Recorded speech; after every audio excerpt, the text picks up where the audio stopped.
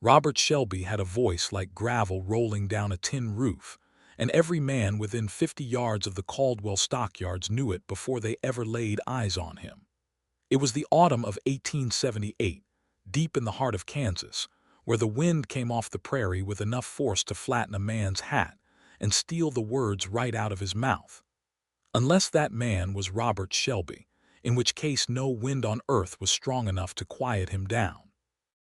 The stockyards at Caldwell were the beating heart of the cattle trade that season, packed every Thursday morning with ranchers, buyers, drovers, and speculators, all of them pressing shoulder to shoulder against the split-rail fences, shouting their bids over the lowing of longhorns and the creak of wagon wheels. And above it all, louder than the auctioneer, louder than the animals, louder than the Kansas wind itself, was Robert Shelby's voice calling out numbers, arguing prices, and laughing at jokes only he found funny. He was 31 years old and built like a fence post that had been left out in too much weather, tall, lean, sun-darkened, with hands that were rough as bark, and a jaw that looked like it had been cut from sandstone. He ran the Double S Ranch 12 miles south of Caldwell, a spread of 4,000 acres that he had carved out of nothing over the better part of a decade, working himself nearly to death most years and somehow coming out ahead anyway. He had 24 good hands, a solid remuda of horses, and the kind of reputation that made men shake his hand first when they arrived at any gathering. He also had no wife, no children, and a house that was clean enough to be livable but empty enough to echo when he walked through it alone at night. His foreman, a stout and steady man named Clarence Dodd, had been working alongside Robert for 6 years, and Clarence had a way of stating plain truths without much decoration. More than once, sitting on the porch of the main house after a long day, Clarence had said something along the lines of, "You work too hard to come home to nothing, boss," and Robert would grunt, refill his coffee, and change the subject. Robert was not a man who talked about loneliness. He was a man who talked about beef prices, pasture acreage, water rights, and the weather. Sentiment, as far as anyone could tell, had never once slowed him down. That Thursday morning in late October started like every other cattle sale morning had started for the past 3 years of Robert's life. He rose before the sun, ate a breakfast of salt pork and cornbread standing over the kitchen stove because sitting down felt like wasting time, saddled his gray horse Calhoun, and made the 12-mile ride into Caldwell with Clarence at his side and 2 of his cowboys, Pete and Archie, trailing behind. The morning air was cold enough to see his breath, and the grass along the trail had gone gold and copper with the turning season, the kind of October beauty that Robert noticed just enough to think it was decent before promptly returning his attention to the mental arithmetic of what he planned to buy and what he planned to sell. The stockyards were already lively by the time they arrived. Smoke from cook fires and the smell of coffee mixed with the heavier scent of cattle and trampled earth. Men called to each other across the pens. The auctioneer, old Jim Harker, was up on his platform doing his warm-up exercises of the voice, rattling off practice numbers just to get his throat ready. Robert swung down from Calhoun, handed the reins to Pete, and strode directly into the middle of the gathered crowd with the easy authority of a man who had done this 100 times. He greeted a rancher named Bud Fenn with a clap on the shoulder. He argued immediately with a buyer from Wichita named Collins about the going price per head, which was a ritual argument they had been having for 2 years without either man changing the other's mind. He told a story, loudly and with considerable embellishment, about a steer that had broken through a fence on his south pasture and spent 3 days terrorizing a neighbor's chickens. The crowd around him laughed. Collins shook his head but grinned despite himself. Old Jim Harker from his platform called out that Robert Shelby could have been an auctioneer himself if he'd had the patience to let anyone else finish a sentence. Robert cupped his hands around his mouth and shouted back that he had plenty of patience. He just chose not to waste it on people who were wrong. That got a bigger laugh. He was grinning wide, comfortable as a man could be, standing in the middle of the noise and the crowd like he was made for exactly this kind of morning. And then the gate at the far end of the yard opened. She came through it with a small carpetbag in one hand and a ledger book tucked under her other arm, and she was looking around the yard with the careful, precise attention of someone taking inventory of a situation before committing to it. She was perhaps 26 or 27, with dark hair pinned up under a practical brown hat, and she was dressed plainly but neatly, a dark wool skirt and a cream-colored blouse beneath a fitted jacket that had seen better days but was maintained with obvious care. She was not the kind of woman you would call flashy, not the kind that made men turn their heads the way a painted lady from one of the saloons might. She was something else entirely. She was the kind of woman who looked like she belonged to herself, fully and without apology, and that was a rarer and more striking quality than beauty alone. Robert Shelby went quiet. It was the kind of quiet that was noticeable precisely because it was so unlike him. Clarence, who was standing 2 feet to his left, turned to look at him and found Robert staring at the gate with his mouth slightly open, and his sentence, whatever it had been, abandoned somewhere in the middle. Collins the buyer noticed too, and looked toward the gate to see what had caused such an unprecedented phenomenon. Several other men nearby registered the sudden absence of that large, loud voice and glanced around to find its source silenced. "Robert," Clarence said after a moment. Robert said nothing.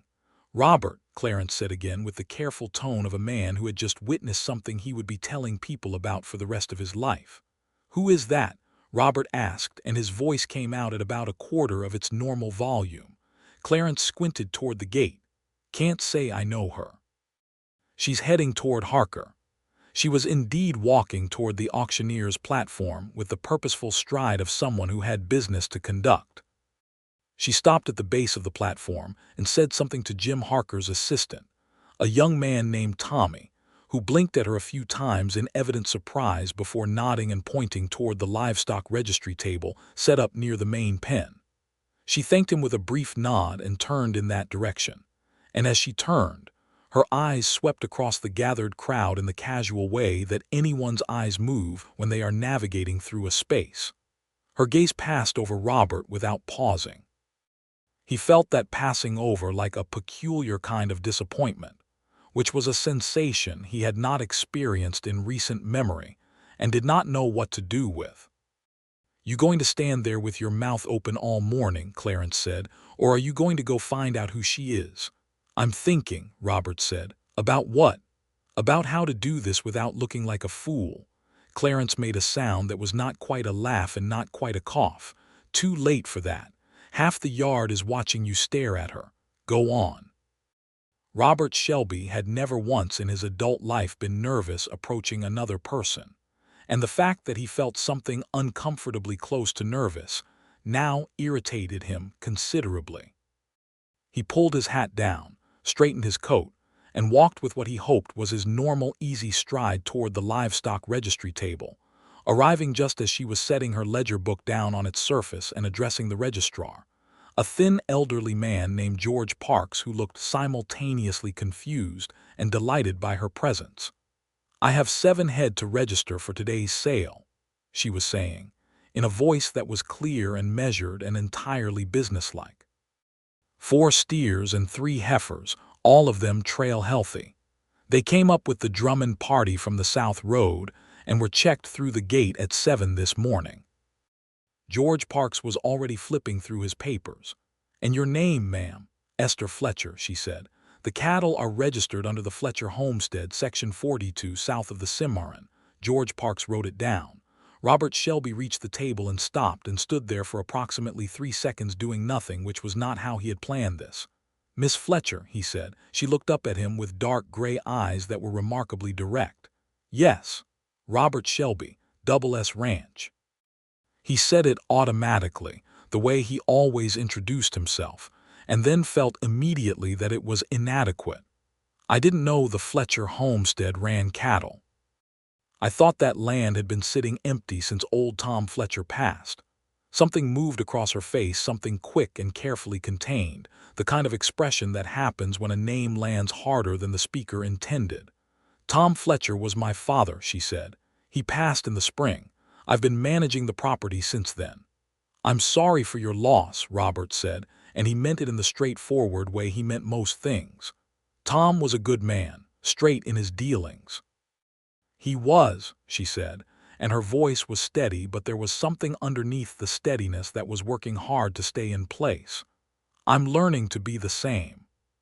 She turned back to George Parks and continued her transaction, and Robert stood at the edge of the table feeling simultaneously like he should leave and like leaving was the last thing he wanted to do. Clarence appeared at his shoulder like a foreman-shaped conscience. "Smooth," Clarence murmured.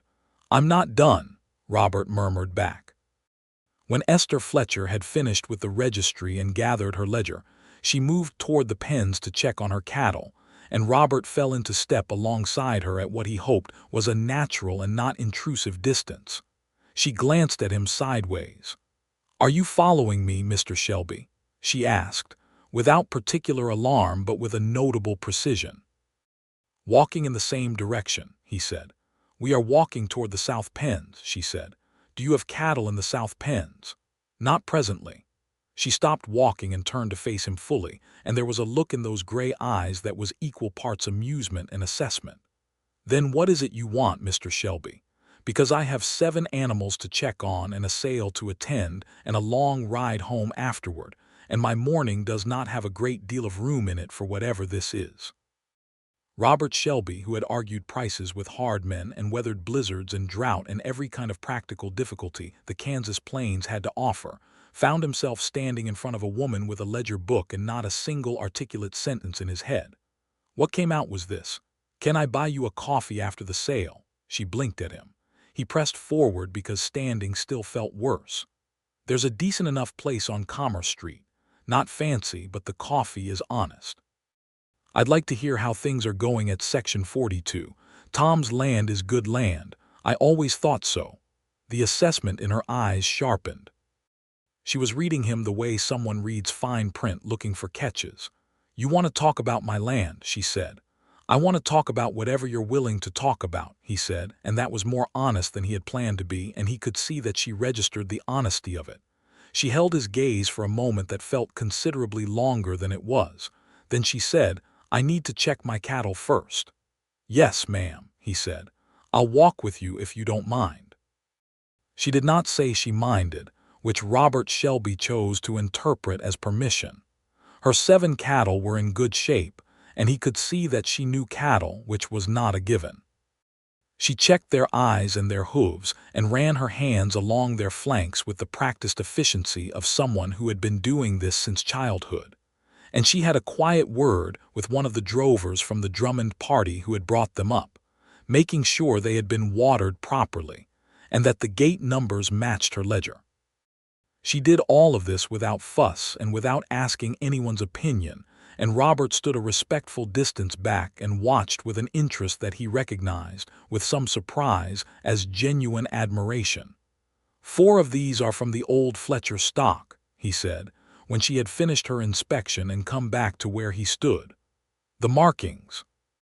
Tom had a preference for the red and white pattern. She looked at the steers and then at him. "You know his cattle that well." "I bought from him twice," Robert said. "Once in '74 and once in '76. Good animals both times. He knew what he was doing." Something softened slightly in her expression, though not in a way that diminished her. It was more like a door opening a crack where before there had been a solid wall. "He did," she said quietly. "He spent 40 years knowing what he was doing out on that land. And now you're doing it," Robert said. "Trying to," she said. "It's harder alone." He did not press that. He let it sit where she had put it, because something in her tone told him that she had not meant to say quite that much and would not appreciate having it examined too closely. They stood in companionable silence for a moment, watching the morning activity of the yard, and then the auctioneer's bell rang for the first call, and the crowd began shifting toward the main pen. The sale took all morning. Robert conducted his business with less than his usual volume, which Clarence noted privately with an expression of profound satisfaction. He bought 11 yearling steers from a rancher named Holloway and sold 6 of his own mature animals at a price he was satisfied with. He kept an eye on Esther Fletcher throughout the morning, not in a way he thought was obvious, but in a way that Clarence found obvious enough that the foreman eventually drifted over to stand beside him during a lull and said, quietly and with great patience, "She bid on lot 14 and she got a fair price. She knows what she's doing." "I can see that," Robert said. "Good," Clarence said. "Then stop craning your neck like a prairie dog and watch your own lots." Robert watched his own lots. He also later, while old Jim Harker was taking a short break and the crowd was dispersing temporarily toward the cookfires and coffee vendors, made his way to where Esther Fletcher was standing with her ledger open, tallying something, and he said, "That offer about the coffee still stands. Sale should wrap by noon."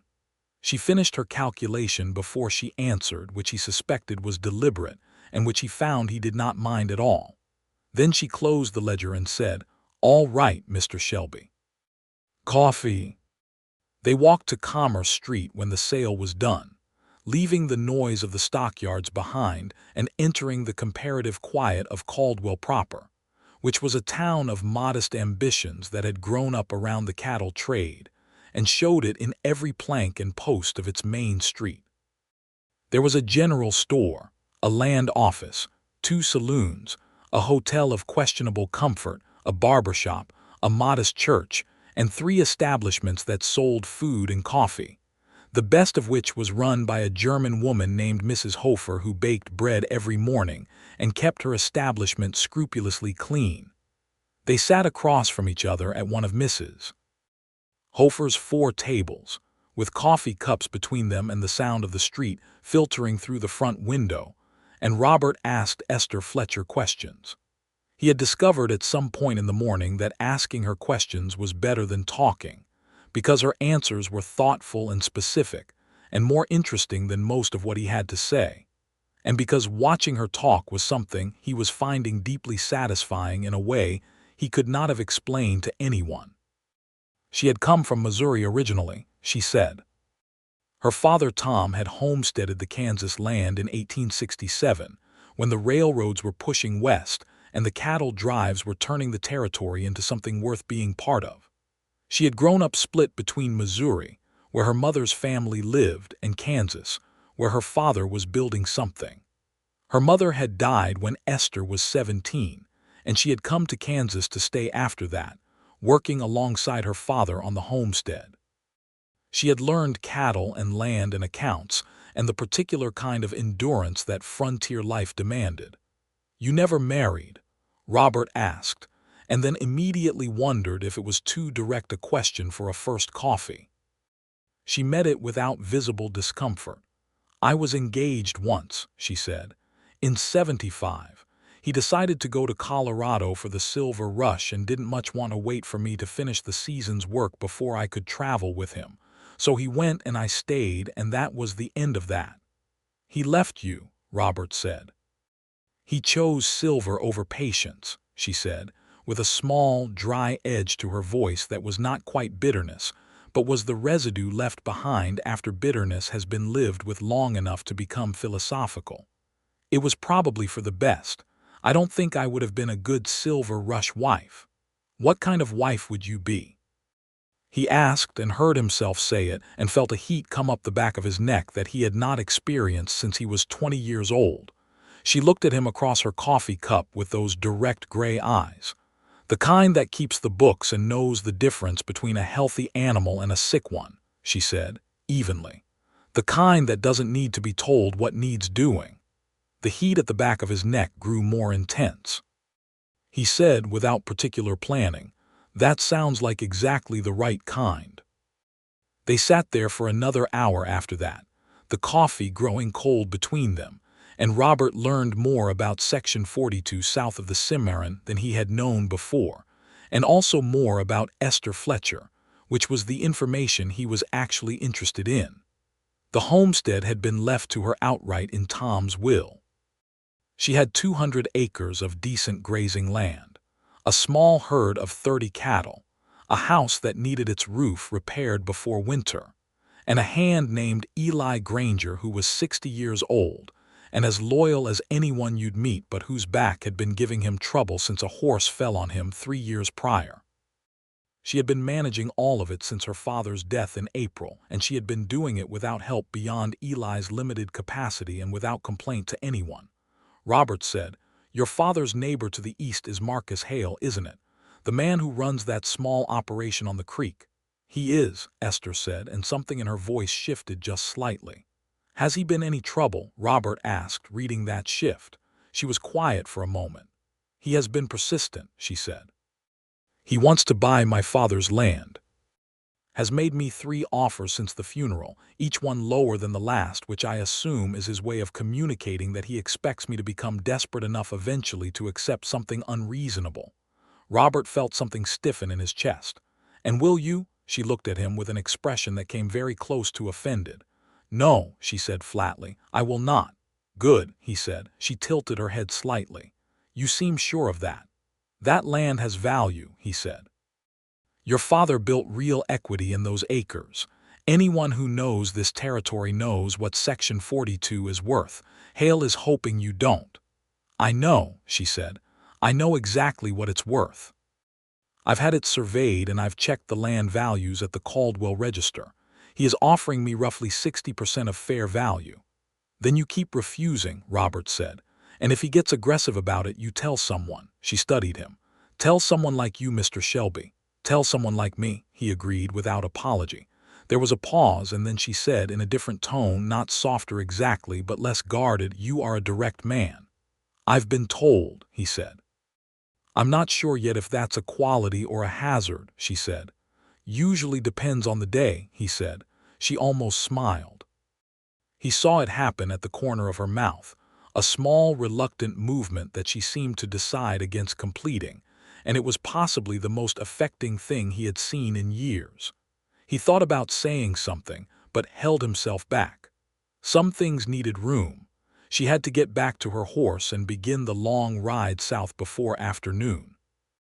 They walked back toward the stockyards together, and Robert collected Calhoun from Pete, who was waiting with barely contained curiosity, and Clarence, who was waiting with barely contained satisfaction. Esther's horse was a brown mare of good stock tied at the far end of the rail, and she untied her with the smooth efficiency of long practice and checked her girth, and settled into the saddle with a lightness that made it look simple. She looked down at Robert from the saddle, and the afternoon light was on her face, and he was standing in the street of Caldwell looking up at her, and he felt something in the region of his chest that he had no ready word for, though it was the sort of thing men sometimes described in church when they meant something had been irrevocably changed. "Next Thursday's sale," he said. "Will you be bringing cattle again?" She considered. "I may. I have 3 more steers that might be ready." "Then I'll see you next Thursday," he said. "I expect you might," she said, and the almost smile was there again, more definite this time, and then she turned her mare south and rode out of Caldwell, and Robert stood in the middle of the street watching her go until Clarence said, with gentle firmness, "She'll still be a person next week, Robert. You don't need to memorize the horse." Robert turned around. "I wasn't memorizing the horse," he said. "No," Clarence said, "I can see that." The week between that first Thursday and the next was the longest week Robert could remember in recent years, which was a strange thing to admit even privately, given that he had built an entire ranch with his hands and there had been weeks in that process that involved genuine suffering. This week involved no suffering. There was nothing wrong with anything. His cattle were healthy, his pastures were good, his accounts were in order. The weather was cold but clear. Everything was fine, and there was absolutely nothing wrong with the week, except that it contained 7 days he had to get through before Thursday. He rode his fence lines twice, and checked his water troughs more often than necessary, and had an argument with Archie about the proper way to mend a broken gate that lasted far longer than the topic warranted. He sat on the porch 3 evenings in a row after supper, and looked at the dark expanse of the prairie, which was something he did not usually do because sitting still after supper typically struck him as a waste of time. Now he sat there and thought, with the kind of scattered yet focused thinking that he associated with a problem he wanted to solve, about Esther Fletcher. He thought about what she had said about Marcus Hale, and the more he thought about it, the less he liked it. He knew Hale, not well but well enough. The man ran about 40 head on creek land that was fair but not exceptional, and he had a reputation for small-minded acquisitiveness, the kind that collected what other people built rather than building anything himself. The fact that he had approached a grieving woman 3 times with lowball offers in the months after her father's funeral was not surprising, exactly, but it made Robert's jaw tighten in a way that was not entirely comfortable. On Wednesday, he rode south. He told himself he was going to check on a section of fence line that ran closer to the Cimarron anyway, which was true, and he also told himself that if he happened to pass within a few miles of Section 42, it was simply geography. This was less true. He found himself in the late morning looking at a homestead that he had passed by on the road twice before without stopping, and which now looked different to him than it had before he had any particular reason to pay attention to it. It was a modest property, as homesteads in that part of Kansas went. There was a main house of solid construction, stone foundation with timber framing, which suggested Tom Fletcher had built it to last, and a barn that was well maintained, and a secondary structure that might have been a smokehouse or a storage shed. The fencing was tight and the yard was clean. The cattle in the nearest pasture were in good condition. It was a property that had been cared for, consistently and without laziness, and it showed. He was studying it from the road when the front door of the house opened, and Esther Fletcher came out onto the porch with a bucket, and she saw him before he had fully decided what he was going to say. She set the bucket down and looked at him with the expression of someone who was mildly surprised but not alarmed. "Mr. Shelby," she said. "Miss Fletcher," he said. "I was checking fence line and I found myself on this road. I wanted to see if there was anything you needed." She looked at him for a moment with those direct gray eyes. "Anything I needed," she repeated. "Your roof," he said, because he could see from the road that one section of it over the east end of the house had shingles that were visibly lifted and in need of attention. "You mentioned it needed work before winter. Winter's not far." She looked at the roof, then back at him. "I know," she said. "I'm going to get to it." "I have 2 hands who are good at that kind of work," he said. "I could spare them for a day." She was quiet. He could see her thinking, working through something in her own careful way, and he waited because he was learning that Esther Fletcher was not someone you should rush. "That's a generous offer," she said finally, "but I would want to pay for the labor." "You don't have to, I would want to," she said again firmly, and he understood that this was not a negotiation. It was a matter of something that was important to her, and the something was standing on her own ground without owing anyone. He respected it immediately and completely. "Fair enough," he said. "I'll send them Friday if that's agreeable." "Friday is fine," she said, and then she looked at him for a moment longer and said, "Did you want to come in? There's coffee." He got down off Calhoun. He stayed 2 hours. They sat at her kitchen table, which was the kind of table that a life had been lived around, worn at the corners, marked with years of use, solid as anything, and the coffee was strong, and she had made bread that morning that was still warm, and they talked.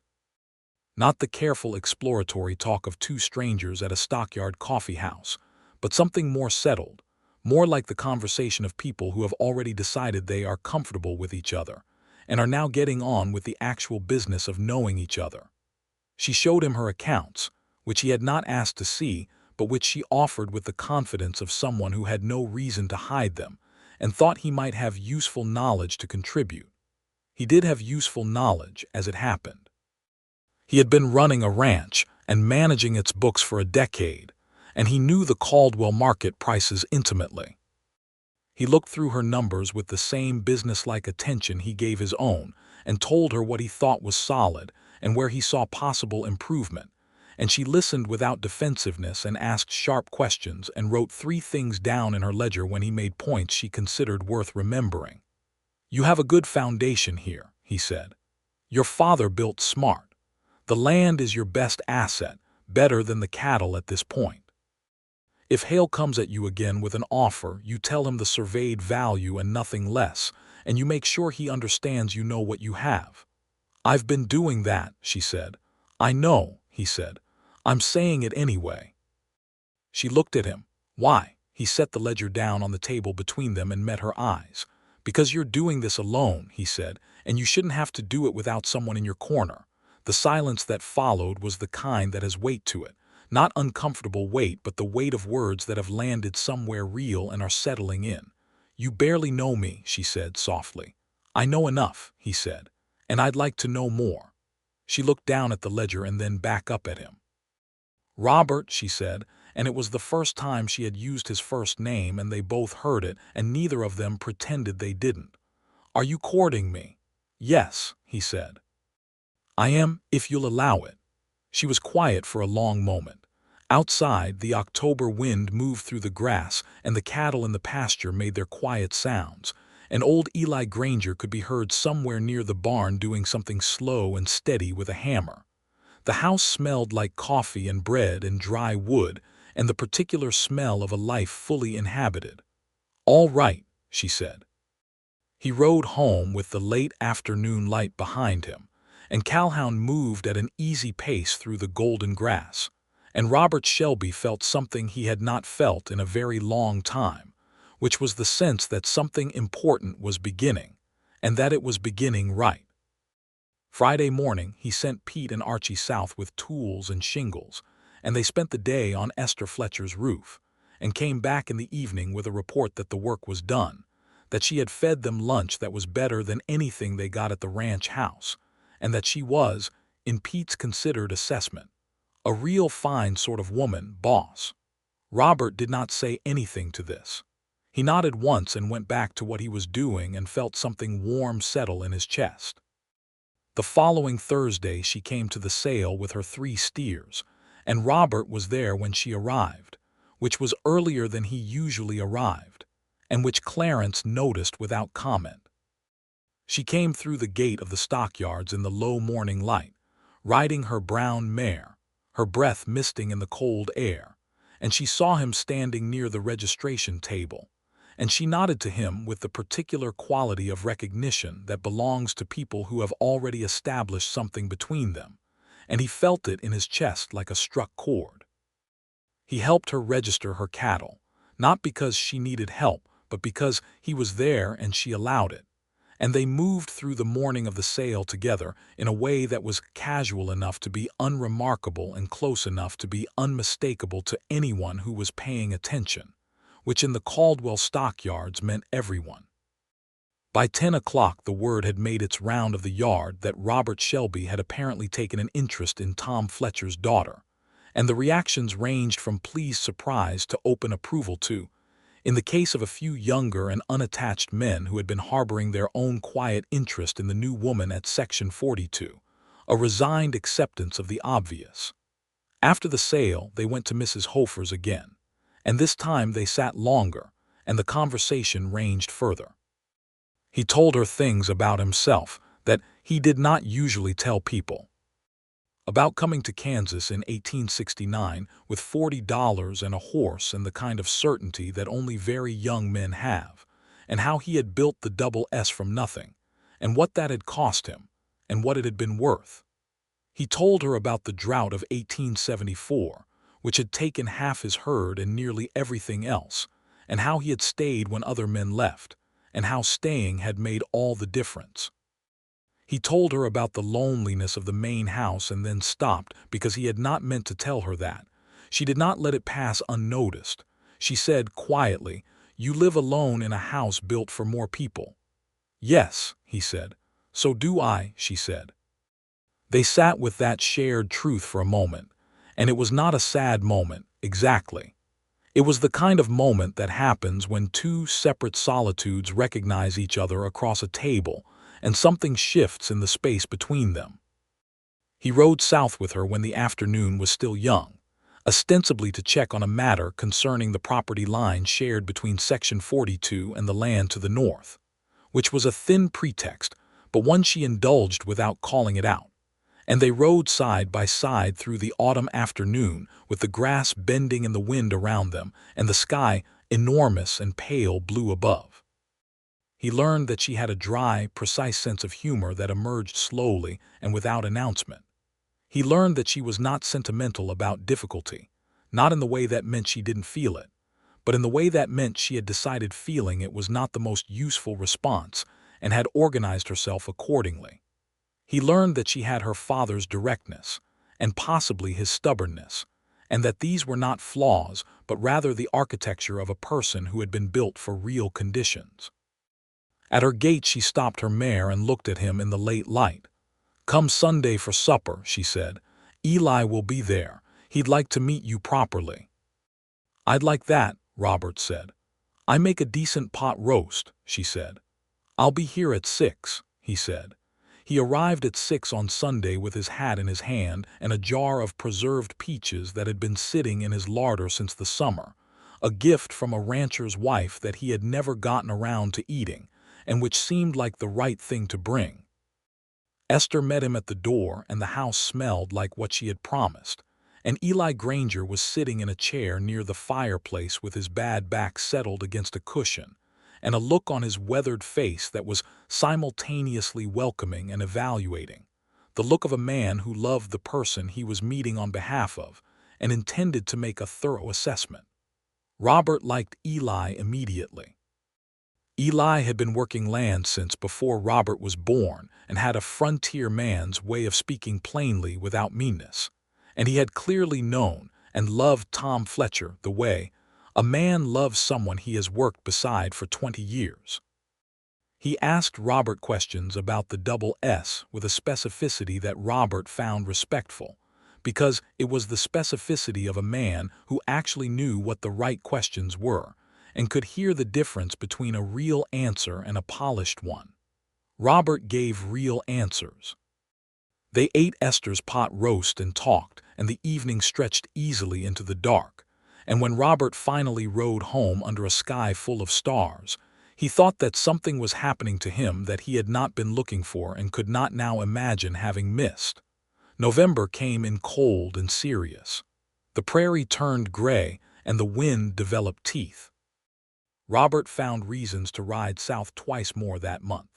Once to check on Esther's cattle, because there was a sickness moving through some of the herds on the eastern sections, and he wanted to be sure she knew the signs to watch for.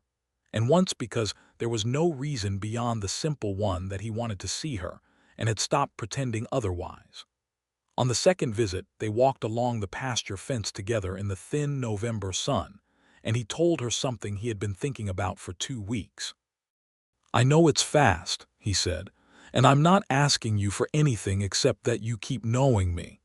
She was watching the cattle in the far pasture, her breath misting in the cold air. "Fast is a relative thing," she said. "My mother knew my father 3 weeks before she knew she wanted to marry him. That's what she told me." "Is that so?" Robert said. "She said some things become clear quickly," Esther said, "and that the clarity was its own kind of answer." He turned to look at her profile. "And are things clear to you?" She was quiet for a moment, in the way he had come to recognize as her actual thinking rather than hesitation. Then she said, "Some things," and glanced at him sideways, and there was something in her eyes that made him feel the particular kind of certain that comes from standing on solid ground. He took her hand. She let him. They stood at the fence in the November cold, with the prairie spread around them and the cattle grazing at a distance, and her hand was small and work-hardened in his, and it fit there the way things fit when they belong. December arrived, and with it the first serious talk of permanence. Robert had been to supper at Section 42 4 more times, and Esther had been to the Double S twice to see the operation and meet the hands, and every member of Robert's crew from Clarence on down had formed a clear opinion that she was exactly right for their employer, which they expressed with varying degrees of subtlety from Clarence's quiet approval to Pete's enthusiastic and unsolicited commentary, that she was the best thing that had ever ridden onto the property.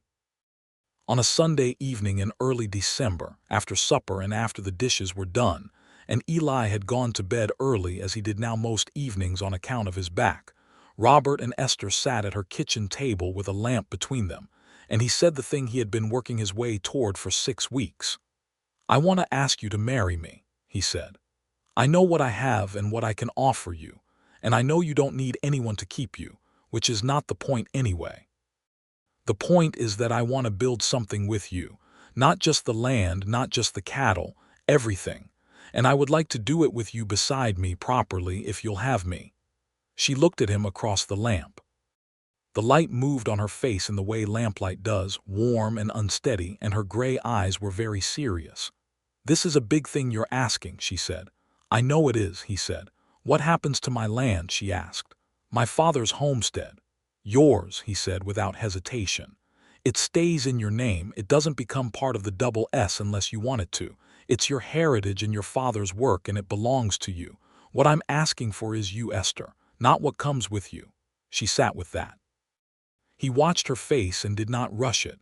Outside, the December wind worked at the walls of the house, and the lamp flickered and held. "Yes," she said, "I'll marry you, Robert."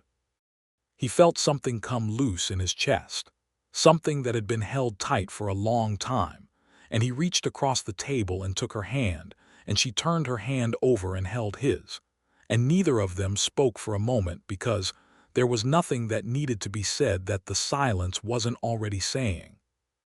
He leaned across the table and kissed her, their first real kiss, careful and warm in the lamplight, and she kissed him back with the same unambiguous directness that characterized everything else about her. And when they separated, she looked at him with a look he had never seen from anyone in his life before, which was a look that said, plainly and completely, "I trust you with the real things." They married in February of 1879 at the Caldwell church, on a morning that was brilliant and frozen, the kind of winter day that looks like a promise. The church was full because Robert Shelby knew half the territory, and because the story of the quietest he had ever been at a cattle sale had apparently become a legend told around cookfires all the way to the Arkansas River, and people wanted to see how it ended. Esther wore a blue dress the color of a winter sky that she had made herself, and her hair was down for once, loose and dark against her shoulders, and when she came through the church door and walked up the aisle toward him, Robert Shelby, who had never been accused of being a man of tender feeling, had to set his jaw very hard to keep himself composed, because she was the most beautiful thing he had ever looked at in his life. The minister said the words and they said theirs, and Robert put a plain gold ring on her finger that he had ordered from a jeweler in Wichita, and which had arrived 3 days earlier to his enormous relief. And when it was done, Esther Shelby, née Fletcher, looked up at him, and there was that full, open look again, the one that meant the real things, and he thought he might actually not survive it, standing there in the frozen church with all of Caldwell County watching. The celebration afterward was at the hotel, which had a dining room large enough for the crowd, and there was food and music and enough noise to rattle the windows. And Robert Shelby was loud and laughing and thoroughly himself, and every man in the room noticed that every few minutes, in the middle of whatever conversation he was in, his eyes found his wife across the room, and stayed for a moment, and he would go quiet for just that moment with a look on his face that no one had ever seen on him before. Clarence saw it happen 6 times and stopped counting, because it made him genuinely emotional, and he had a reputation to maintain. They went home to the Double S that evening, because they had decided together that the Double S was the logical primary residence, while Section 42 operated with Eli managing the herd, Eli's role having been formalized and his wages set at a proper level for the first time, with Robert covering the shortfall in Esther's accounts until the homestead was fully self-sustaining. Esther had negotiated that arrangement with the same precision she brought to her ledger, making clear exactly what she was accepting and why and on what terms, and Robert had listened and agreed to every term, and found himself admiring her so much during the conversation that he had difficulty keeping his mind on the substance of what they were discussing. The main house at the Double S was a good house. It had been built for permanence, but it had always felt provisional in a way Robert had never been able to fully articulate, as though it were waiting for something that made it complete. He had felt this vaguely for years and not found a name for it, but when Esther walked through the front door that February evening and looked around the rooms with those assessing gray eyes and said, quietly, "We could do well here," he understood what the house had been waiting for. She changed things, but not in the way he had feared anyone ever changing things, not by asking him to be different or wanting the life he had built to conform to something other than what it was. She changed things the way water changes a riverbed, by flowing through the space that was there and gradually making it more itself. She reorganized the kitchen with a quiet efficiency that transformed it from a functional space into a working one. She brought her own things, her books, her ledger, her mother's small clock that she set on the mantelpiece, and a quilt her mother had made that she folded at the foot of their bed. She had conversations with Clarence that established, within the first week, a mutual respect that Robert found deeply satisfying to witness. She sat at the desk in the evenings and worked on the combined accounts of the Double S and Section 42 with a systematic thoroughness that improved both sets of books within a month. And she was there when he came home. That was the thing he had not fully anticipated, not the practicalities of her, not her competence and her steadiness and her sharp mind, all of which he had known about from the beginning. What he had not fully anticipated was the simple warmth of not coming home to an empty house. Walking through the door after a long cold day in the fields and finding a fire burning and the smell of supper and Esther there, looking up from her book or her ledger with that particular look of welcome that was not performative but simply real, the look of someone who is genuinely glad you have come home. He had not known how much he had missed having that until he had it. Spring came, and with it the full push of the ranching season. There were calves to tend and pastures to move, and the endless work of a living operation pressing on them from every side. Robert worked himself as hard as he always had, and Esther worked beside him in the ways that were hers, managing the accounts and the planning, and when necessity required, riding pasture alongside him on her brown mare with her hat pulled down against the wind. The hands had come to accept her, with a completeness that went beyond simple accommodation. She was the boss's wife, yes, but she was also the person who had noticed that Pete's horse had been favoring her left front leg before Pete himself had noticed, and who had gone over the winter accounts with Archie when he was worried about a debt he had taken on and helped him work out how to clear it. She was the person who was there and who saw things, and who could be trusted to be straight about what she saw. Marcus Hale came in April. He came on a Tuesday morning, riding up to the Double S gate on a black horse, and he was a man in his mid-50s, with a face that had the particular look of someone who has spent their life doing small things with excessive self-assurance. He asked for Robert, and Robert came out of the barn to meet him, and Hale looked at him and then passed him toward the house with an expression that managed to convey irritation and calculation at the same time. "Heard you married Tom Fletcher's girl," Hale said. "I married Esther Fletcher," Robert said. "Yes," Hale nodded slowly. "I've been intending to buy that land," he said. "Had an offer in progress. You understand that complicates things." "There was no offer in progress," Robert said. "There were several offers refused. That's a different thing." Hale's expression tightened. "The girl wasn't in a position to know what she was doing with that land," he said. "Managing a property like that alone is no kind of—" "I'd stop there," Robert said, in a voice that was calm and absolutely serious. Hale stopped. "My wife knows exactly what she is doing with her land," Robert said. "She knew it before I met her, and she knows it now. Section 42 is not for sale at any price you would offer. It belongs to her, and it will remain hers. If you have any question about the legal standing of that, you're welcome to speak with the land office in Caldwell, where her title is fully registered and clear." Hale looked at him for a moment with the look of a man recalculating odds.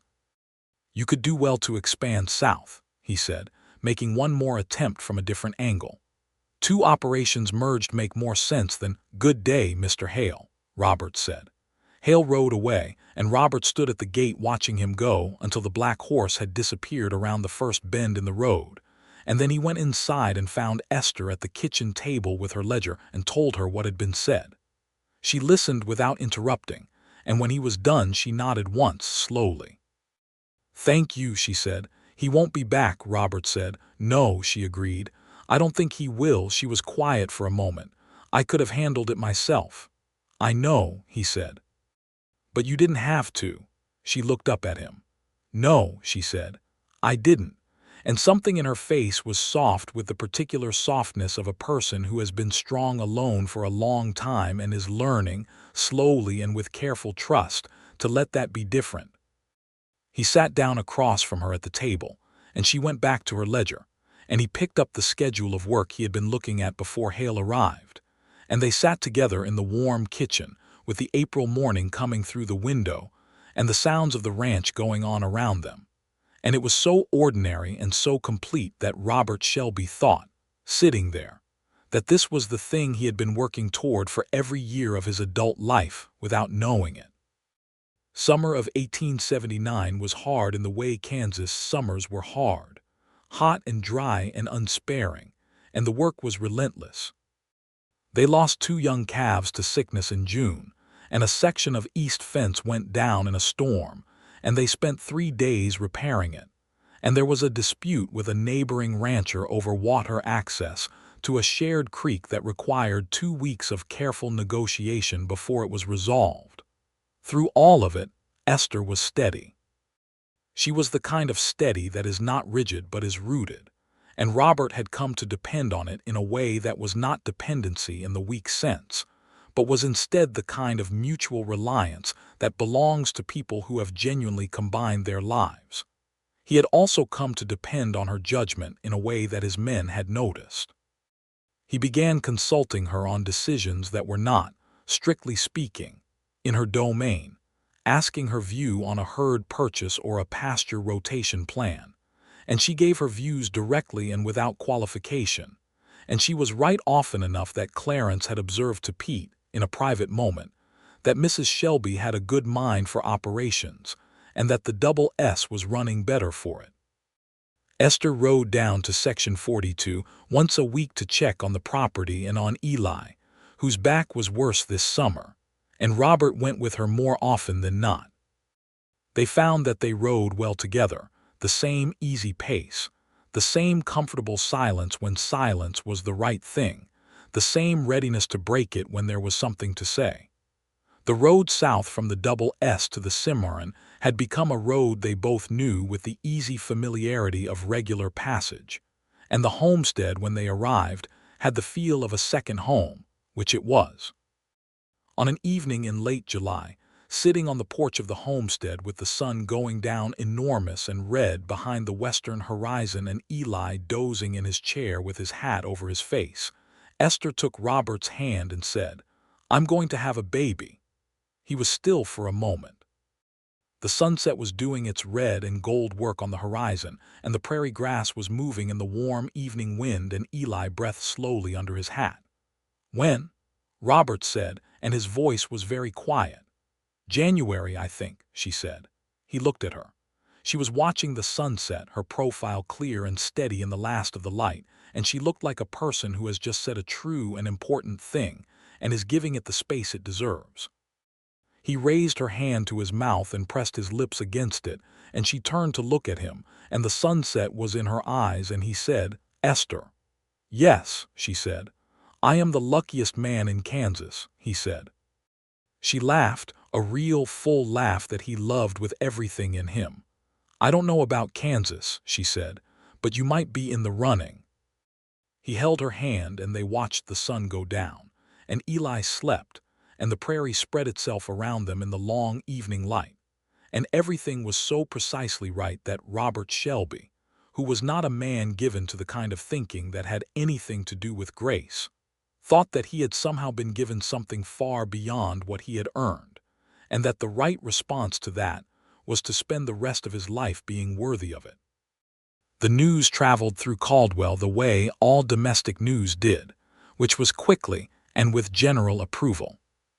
At the October sale, a year nearly, from the morning Esther Fletcher had walked through the gate, Robert arrived with his wife riding beside him on her brown mare, visibly in the earlier stages of her condition, and the entire stockyard seemed to greet the development with the warmth of a community that had been following the story from the beginning and was gratified by its progress.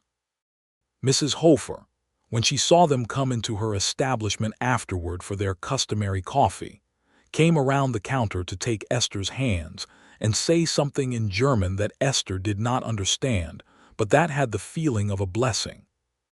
Jim Harker, the auctioneer, who had seen a lot of life from his platform over the years, caught Robert's eye across the yard at one point in the morning and gave him a nod that contained a full sentence, which was something like "good man, well done," and Robert nodded back with the particular pride of a man who knows he has got the most important thing right. November and December passed in the warmth of a house that was fully inhabited. Esther continued to work, which was simply what she did, and which no one in her immediate circle was foolish enough to argue with, though Robert made sure that Clarence quietly relieved her of anything that required heavy lifting without making a point of it that would attract her attention. She organized the house for the baby with the same systematic competence she brought to everything, turning the small room off the main bedroom into a proper nursery, with curtains she made herself from fabric she had ordered from a dry goods store in Caldwell, and a cradle that Robert built in the barn on evenings after supper, working by lantern light with a care and precision he did not usually apply to woodworking, which was not his strongest skill. Checking his work against a picture in a book Esther had found, the cradle was finished in late December. It was not a beautiful piece of furniture in the way a craftsman might make it beautiful, but it was solid and true, and it would hold a child safely, which was the point of it. He brought it in from the barn and set it in the nursery while Esther was in the kitchen, and she came to the doorway and looked at it for a long moment. "You made this," she said. "I made it," he said. He looked at it critically.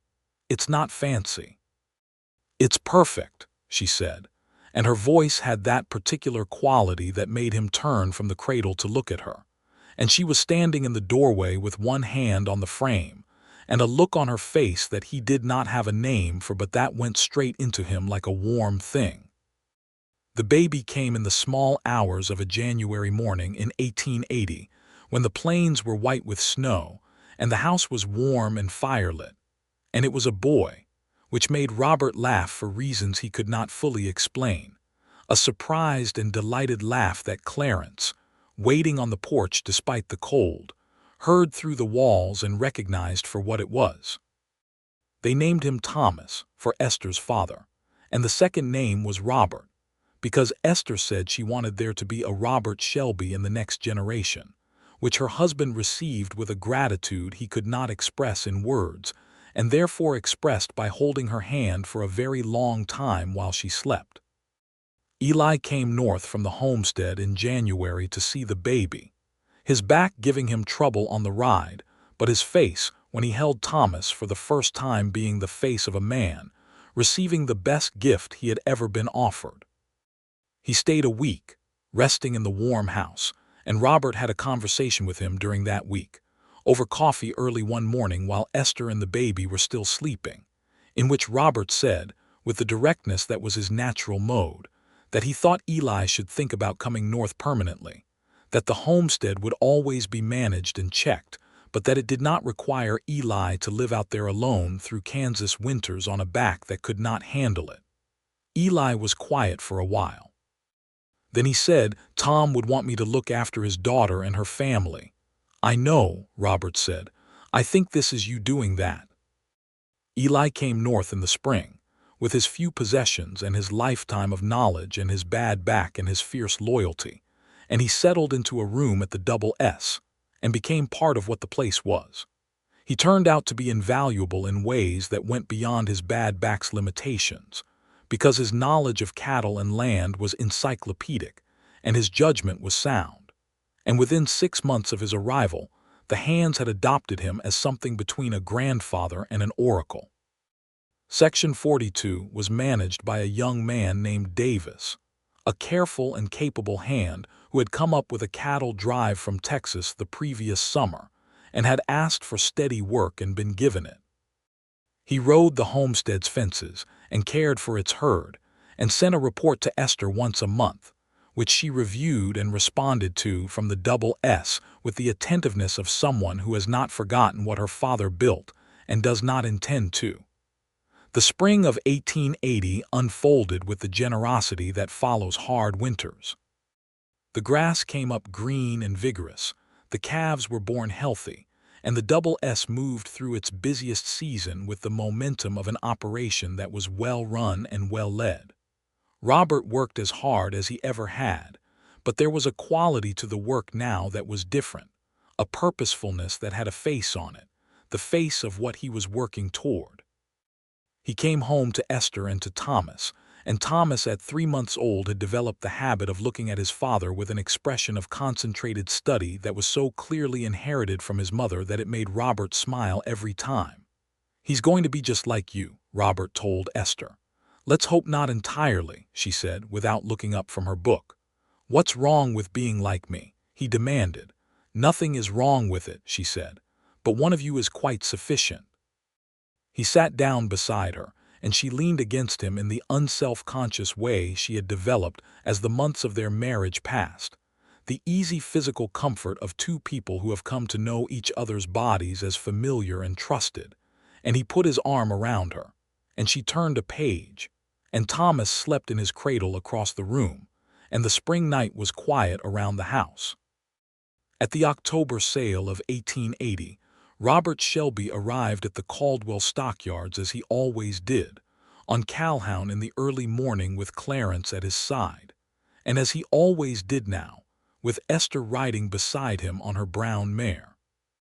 Thomas was at the double S with Eli, who had taken to the child with a devotion that was one of the genuinely beautiful things of that year. The stockyards were the same as they always were, loud and smoky and full of men and cattle, and Jim Harker was on his platform, and the registrar was at his table, and everything was as it should be. But this year, when Robert Shelby walked into the center of the yard, there was something different about the quality of his noise. He was still the loudest man there. He still argued with Collins from Wichita, still traded stories with Bud Fenn, still called out bids with a carrying force that could be heard across the entire yard. But when Esther was beside him, which was often, he was quieter. Not subdued, not diminished, but differently attentive, turned toward her the way a sunflower turns toward light, and it was the kind of quiet that does not indicate absence but presence, the fullest possible presence, the presence of a man who has found the thing that matters most and is not wasting a single moment of it. Old Jim Harker watched them from his platform during a break in the afternoon proceedings and said to his assistant Tommy, "You see that? That man right there was the loudest voice at every sale I ever ran for 15 years. Now look at him." Tommy looked. Robert Shelby was standing with his wife near the south fence, and they were talking quietly about something, and he was looking at her the way men very occasionally look at the person they love when they have stopped pretending they are not entirely gone on them. "What about him?" Tommy said. "Happy," Jim said. "That's what a happy man looks like. I've been watching cattle sales for 30 years and I don't see it that often. Remember it." Tommy said he would. The years that followed built on themselves, with the particular richness of lives that are being genuinely lived. In 1880, one Esther discovered she was expecting again, and this child, born in the autumn of that year, was a girl they named Clara, for no family reason, but because the name felt right, felt like her when she arrived, small and definite, and already in possession of a pair of lungs that suggested the vocal inheritance from her father's side of things. Thomas, nearly 2 when Clara arrived, received his sister with the grave consideration of a child who takes new information seriously and needs time to process it, and within a week had decided that she was acceptable, and by the time she could sit up on her own, he had appointed himself her primary protector, which was an arrangement Clara complicated almost immediately by being entirely capable of looking after herself. Robert watched his children with a wonder he had not expected. He had thought before he had children that fatherhood was a practical matter, a matter of provision and instruction, and the passing on of useful knowledge. And it was those things, but it was also something he had no framework for, which was the experience of seeing in another person the clearest possible evidence that your life had meant something, that you had built something real, that the future was being tended to by people who carried the best of what you and the person you loved had been. The double S grew through those years. Robert added to the herd carefully, expanded the pastures when the land became available, and in 1882 bought the adjacent property to the north, an abandoned homestead of 150 acres that expanded the ranch's grazing capacity considerably. He consulted Esther on every significant decision, and she consulted him on the management of Section 42, and they had disagreements, because two people with strong minds will disagree. But their disagreements were always conducted in good faith, and ended not with one party conceding to the other, but with both parties arriving at something that was better than either had started with. There was a period in the winter of 1882 when things were difficult in a way that was not about the land or the cattle, but about the two of them. A period of several weeks when Robert was under significant financial pressure from a loan he had taken to finance the North property purchase, and was handling it by working longer hours and talking less, which was his old pattern. The pattern of a man who had been alone with his problems for a long time and had learned to carry them without showing them. Esther noticed, because she noticed everything, and she gave him 2 weeks of patient space before she sat down across from him at the desk one evening and said simply, "Tell me." He told her. He told her the numbers and the pressure and the calculation he was running about whether the purchase had been wise, and she listened to all of it and then got out her own ledger and they went through it together for 3 hours, and at the end of 3 hours they had a plan that was workable and better than what Robert had been carrying alone in his head, and she said, "Don't do that again." "Do what?" he said. "Carry it by yourself," she said. "We carry things together now. That was the arrangement." He looked at her across the desk with all the lamplight between them. "You're right," he said. "I'm sorry." "Don't be sorry," she said. "Just remember." He remembered. The loan was cleared by the summer of 1883, and the North property had proven its value twice over by then, and the double S was the strongest operation it had ever been, with a herd of over 300 cattle, a working remuda of 20 horses, a bunkhouse that housed 12 steady hands, and a main house that was full of people and noise and life in a way that Robert sometimes stood on the porch in the evenings and looked at and thought could not possibly be something he had earned, but which was undeniably and completely his. Thomas started school in Caldwell in the fall of 1883, riding in on a small, steady pony that Robert had selected with great care for gentleness of temper, and he took to learning with his mother's methodical focus, coming home in the evenings with the day's lessons already half memorized and questions about things he had heard that he wanted to discuss, and the evening table at the double S became a place of considerable educational activity that Clara, though only 2, participated in by banging her cup on her tray and asserting her presence in the proceedings.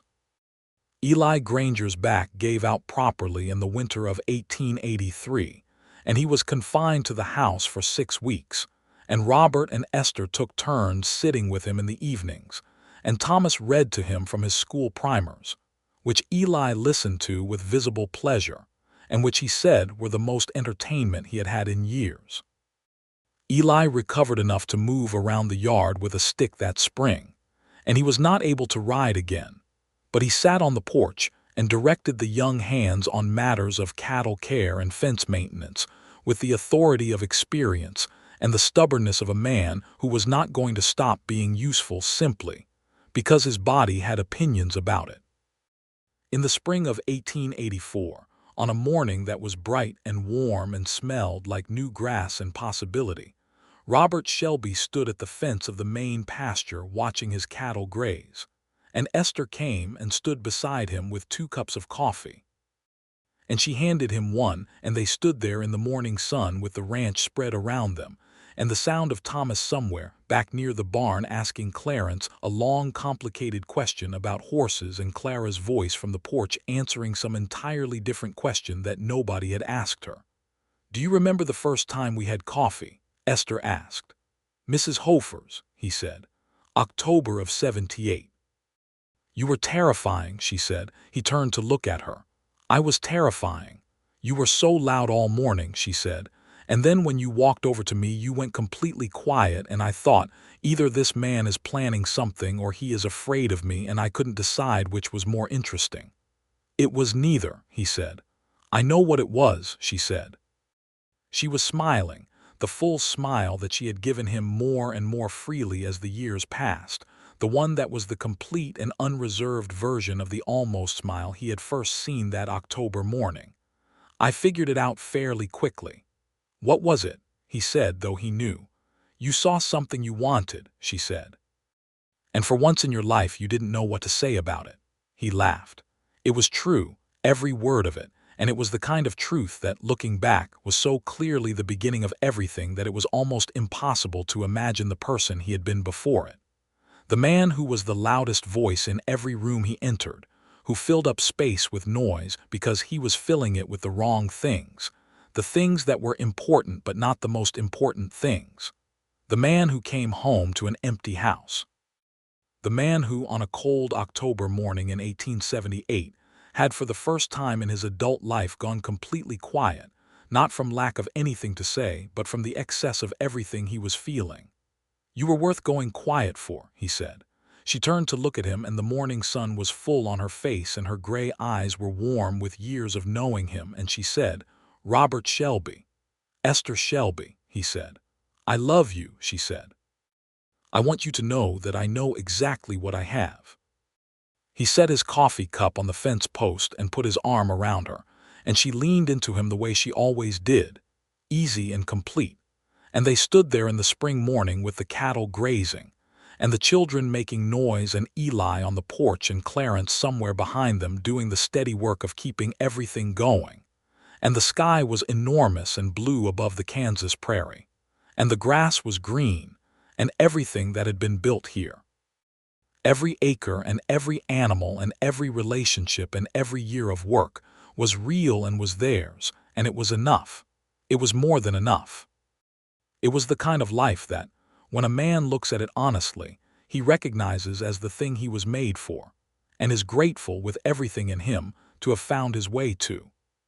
By the summer of 1884, Section 42 was producing well under Davis's management, and Esther had the idea of expanding its small herd from 30 to 50 head, using profits from the Double S's strongest year to finance the purchase. Robert agreed immediately, because it was a sound plan, and also because every time he saw Esther's careful pride in her father's land, he understood exactly why the plan mattered beyond its financial logic. Tom Fletcher had built something in that Kansas soil, and his daughter was going to see it grow. They rode south together in August to walk the homestead and make plans with Davis for the expansion, and they stood in the afternoon on the same pasture fence where, the previous October, Robert had taken her hand for the first time. The Cimarron was low from the summer heat but running, bright in the late afternoon light. The grass was golden and the sky was enormous. "He would have liked you," Esther said, meaning her father. "I think I would have liked him," Robert said. "I think we would have argued about cattle prices, and he would have been right more often than I was, and I would have had to respect him for it." She laughed. "That's exactly right," she said. "That is exactly what would have happened." They rode home to the Double S in the long summer evening, and the road between Section 42 and the ranch was so familiar now that both horses moved it without need of guidance, and Robert and Esther talked about the expansion plans, and about Thomas's school, and about a thing Eli had said that morning that had made everyone laugh, and the talk moved easily through all the ordinary substance of their shared life, and it was the most satisfying kind of conversation there is.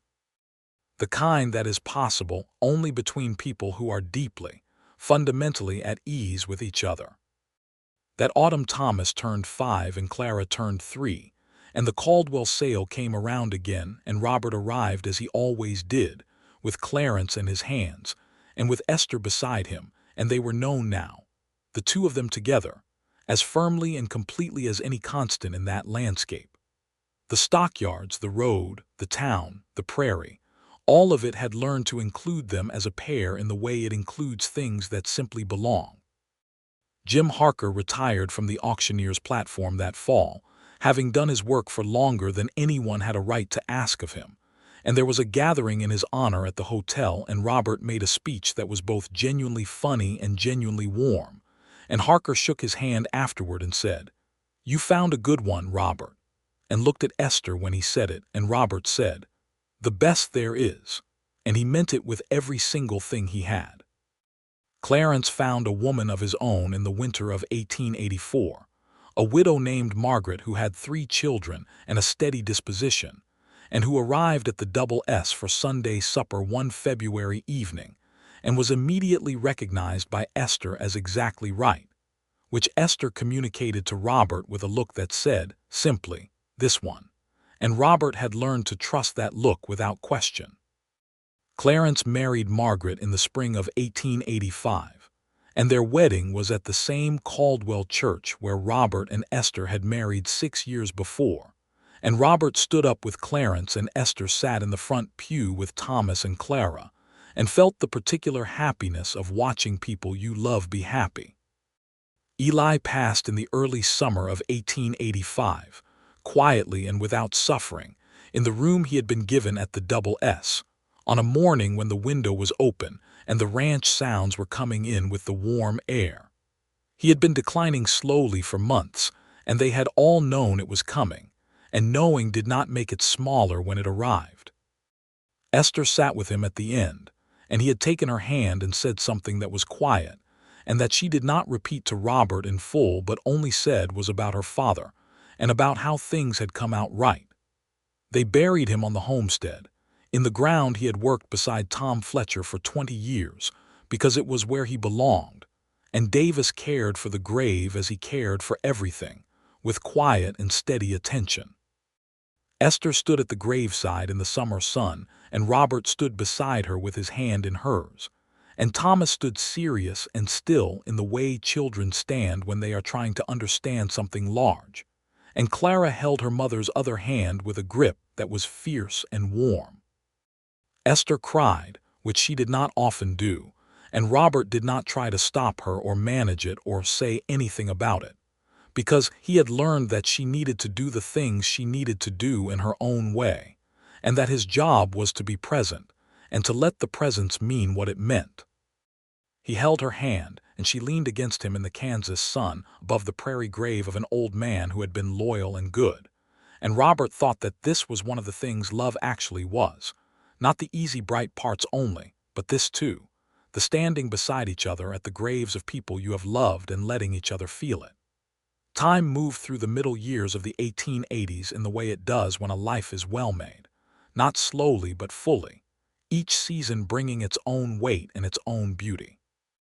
Thomas grew into a serious, curious boy who loved horses and mathematics with equal passion, and who had, by the time he was 7, identified that he wanted to run a ranch of his own one day, which Robert received with a combination of pride and the recognition that some things do come back around to their proper places.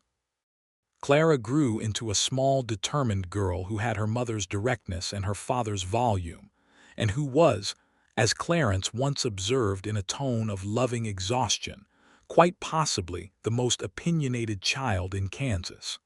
The Double S continued to grow and strengthen. Robert added to his herd and his land and his reputation, and Esther managed the books and the household in Section 42 with the systematic competence that had made the whole operation more than the sum of its parts.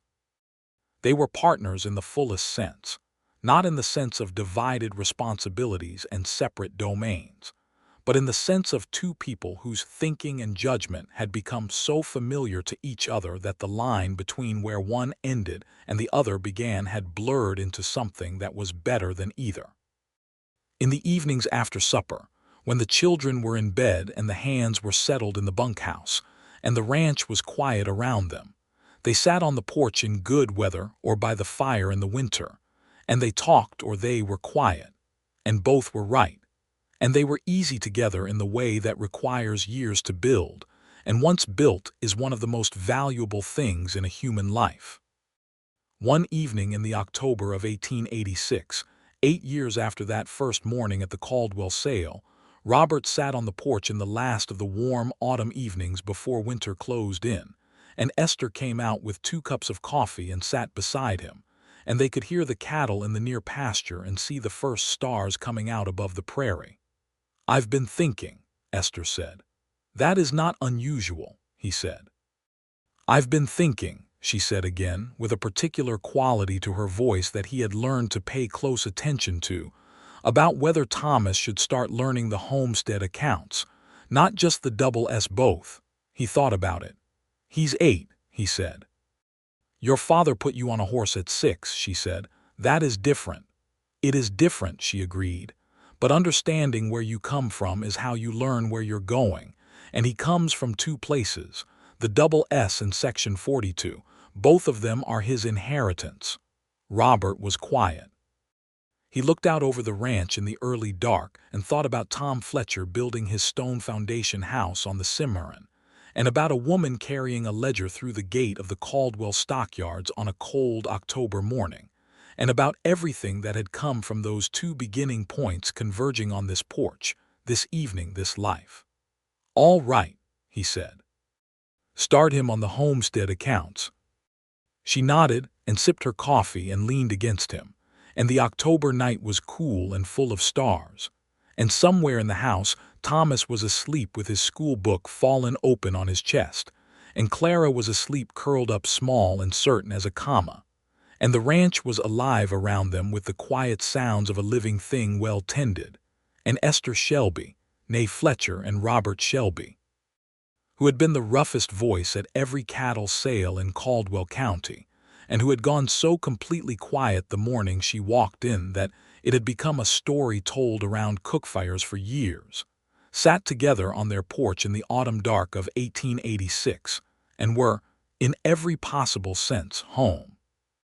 He put his arm around her and she put her head against his shoulder, and the stars over Kansas were thick and cold and impossibly numerous above the prairie, and nothing was unresolved, and nothing was incomplete, and everything that had been started had been finished, and everything that had been finished was still going. "You know," he said after a while. "What?" she said. "I was the loudest man at every sale for 10 years before you walked in," he said. "And the minute I saw you I couldn't find a single word." She laughed softly against his shoulder. "I know," she said. "I thought it was funny." "It was not funny," he said. "It was a little funny," she said. He smiled in the dark and held her closer, and the Kansas night settled around them, and the cattle moved in the pasture, and the stars burned on, and a man who had once filled every room he entered with the noise of a life that was missing its most important thing sat quietly on his porch with that thing beside him and was, at last and completely, at peace.